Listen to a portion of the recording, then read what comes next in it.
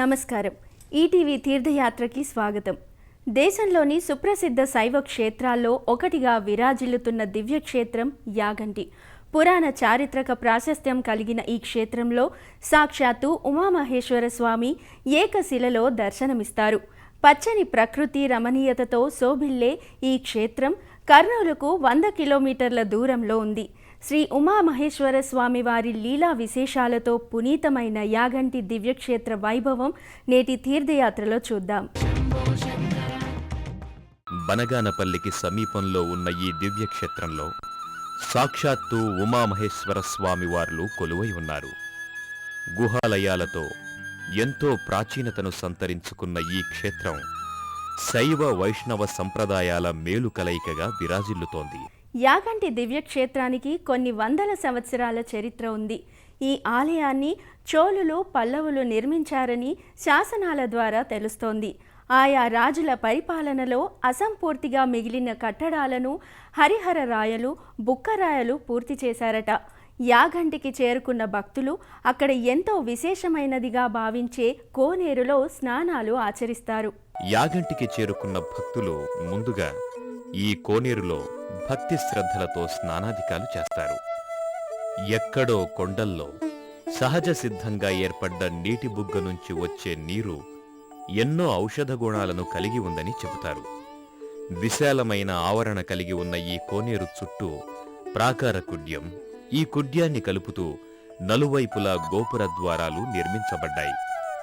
ప్రాకార కుడ్యం పైభాగంలో శాల అలంకరణలు భక్తులకు మనోహరంగా దర్శనమిస్తాయి. ఈ ప్రాకార కుడ్యాన్ని ఆనుకుని లోపలి వైపు 52 రాతి స్తంభాలతో కూడిన సాలు మండపం ఒకటి భక్తులకు దర్శనమిస్తుంది. కోనేటి మధ్య భాగంలో 4 స్తంభాలతో కూడిన మండపం ఒకటి నిర్మింపబడింది. అందులో నందీశ్వరుని శిలారూపం భక్తులకు దర్శనమిస్తుంది. కోనేటి నీరు నిల్వ ఉండే గోడలకు లోపలి వైపున అనేక శిల్పాలు భక్తులకు దర్శనమిస్తాయి.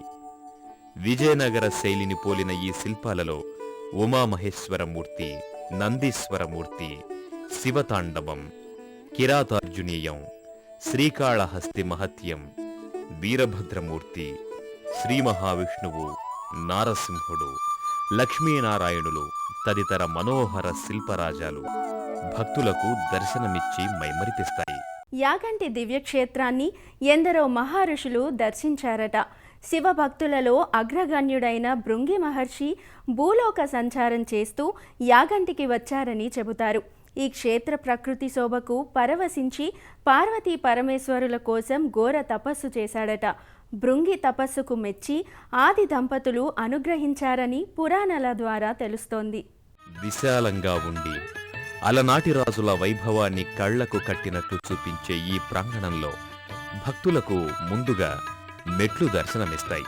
ఈ మెట్ల మీదుగా ఆలయ ప్రాంగణంలోకి భక్తులు చేరుకుంటారు.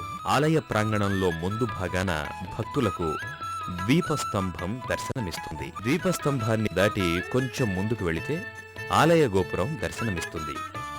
దాదాపు శిథిలావస్థకు చేరుకున్న ఈ గాలిగోపురం అలనాటి రాజుల శిల్పకళాభిరుచికి నిదర్శనంగా నిలుస్తుంది. గోపురంపై వివిధ దేవీ దేవతల మూర్తులు భక్తులకు దర్శనమిచ్చి ఆధ్యాత్మిక చింతనను ఇనుమడింపచేస్తాయి. ఆలయం లోపల కుడివైపున శిలాశాసనం ఒకటి దర్శనమిస్తుంది.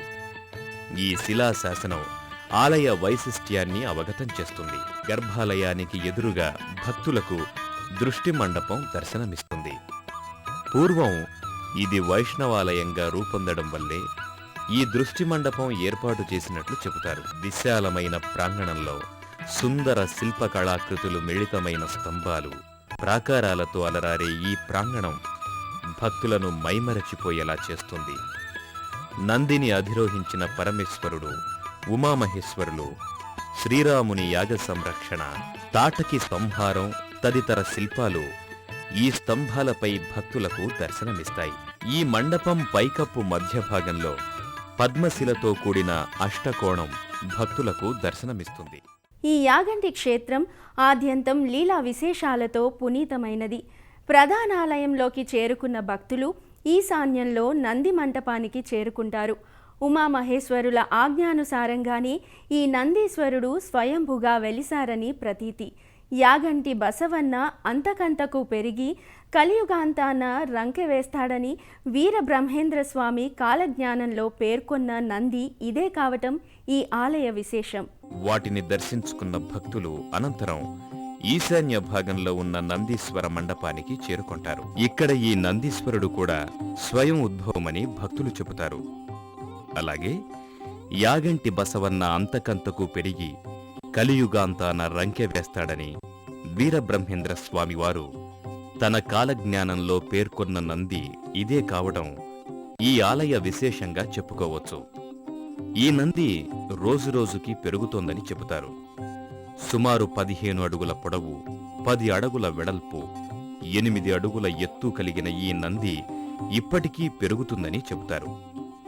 మహామండపం మూలలో 4 స్తంభాల నడుమ ఉన్న ఈ నందికి 80-90 సంవత్సరాల క్రితం వరకు కూడా నందికి స్తంభాలకు మధ్యలో తిరుగుతూ ప్రదక్షిణాలు చేసేందుకు వీలుగా ఖాళీ స్థలం ఉండేదట. కాని ప్రస్తుతం ఈ నంది మండప స్తంభాలను ఆనుకొని ఉన్న కారణంగా నంది చుట్టూ తిరిగేందుకు ఏమాత్రం అవకాశం కనిపించదు. దీనిని బట్టి ఈ నంది పెరిగిందని స్పష్టంగా అవగతమవుతుంది. పార్వతీ పరమేశ్వరుల అభీష్టం మేరకే ఇక్కడిలా నందీశ్వరుడు వెలిశాడని చెబుతారు. పూర్వం అగస్త్య మహాముని యాగంటి క్షేత్రాన్ని దర్శించి ఇక్కడ శ్రీ వెంకటేశ్వర స్వామి విగ్రహాన్ని ప్రతిష్ఠించే సమయంలో విగ్రహం బొటనవేలు శిథిలమైందట. ఆ విఘాతానికి బాధపడుతూ శివుని గురించి ఘోర తపస్సు చేసి విఘాతానికి గల కారణాలు అడిగారట. అంతట శివుడు ఈ క్షేత్రం శివక్షేత్రానికి ప్రాధాన్యత కలిగిందని చెప్పగా వెంటనే అగస్త్యుడు ఏకశిలలో శివుణ్ణి ఇక్కడ కొలువై ఉండమని కోరాడట. అలా ఈశ్వరుడు ఇక్కడ ఏకశిలలో కొలువై ఉన్నట్లు పురాణాల ద్వారా అవగతమవుతుంది. ఓ అద్వితీయమైన అనుభూతికి లోను చేసే గర్భాలయం వెలుపలి భాగంలో ఎడమవైపు భాగంలో వినాయకుడి ప్రతిమ ఒకటి భక్తులకు దర్శనమిస్తుంది.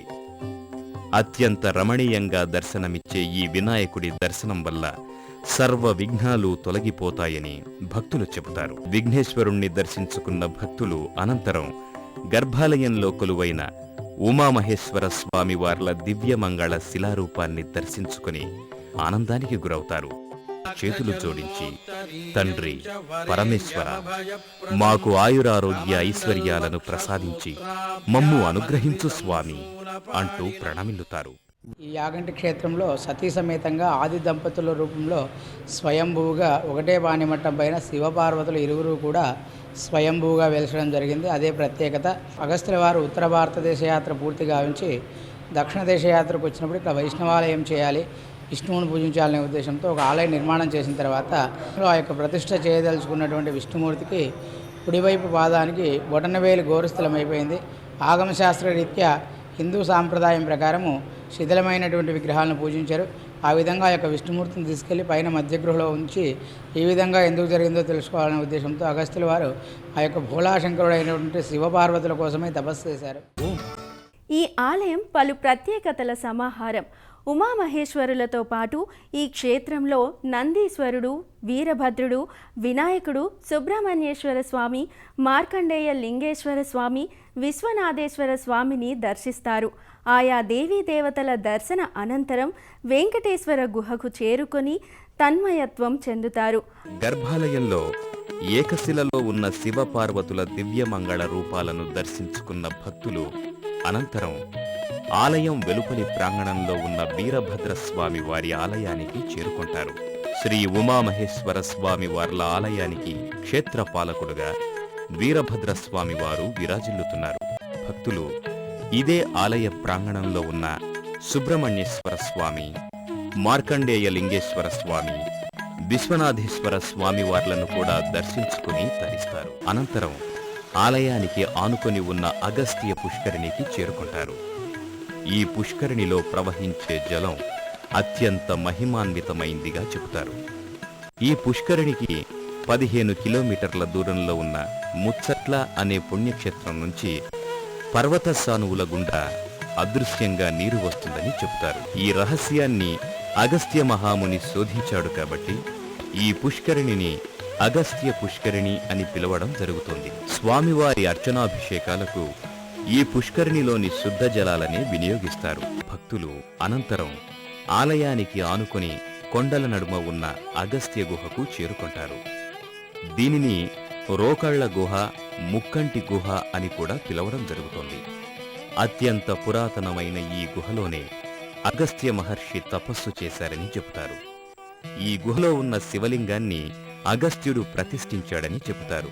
అగస్త్య గుహను దర్శించుకున్న భక్తులు ఇక్కడే ఉన్న వెంకటేశ్వర గుహకు చేరుకుంటారు. ఓ అద్భుత లోకాన్ని ఆవిష్కరించే ఈ గుహ భక్తులకు ఓ విచిత్రమైన అనుభూతిని కలగచేస్తుంది. ఇక్కడ ఈ గుహలో వెంకటేశ్వర స్వామివారు పూజలందుకుంటున్నారు. అగస్త్యుడు ప్రధానాలయంలో ప్రతిష్ఠించేందుకు చేయించిన విష్ణుమూర్తి విగ్రహం భిన్నం కావడంతో ఆ విగ్రహాన్ని ఈ గుహలోనే నెలకొల్పారని చెబుతారు.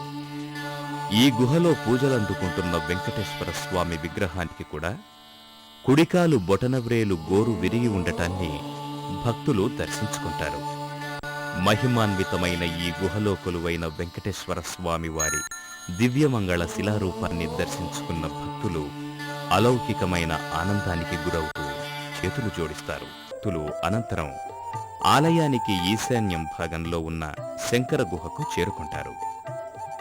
ఈ గుహలోని శివలింగాన్ని కూడా అగస్త్యుడే ప్రతిష్ఠించాడని చెబుతారు. శ్రీ పోతులూరి వీరబ్రహ్మేంద్ర స్వామి తమ కాలజ్ఞానంలోని కొంత భాగాన్ని ఈ గుహలోనే రాశారని చెబుతారు. అలాగే బ్రహ్మంగారు వారి శిష్యురాలైన గరిమిరెడ్డి అచ్చమ్మకు, ఆమె భర్తకు ఈ గుహలోనే జ్ఞానోపదేశం చేశారని చెబుతారు. ఆ కొండలోని పలు గుహలు అనేక గుహ్యమైన విషయాలను తెలియజేస్తాయి.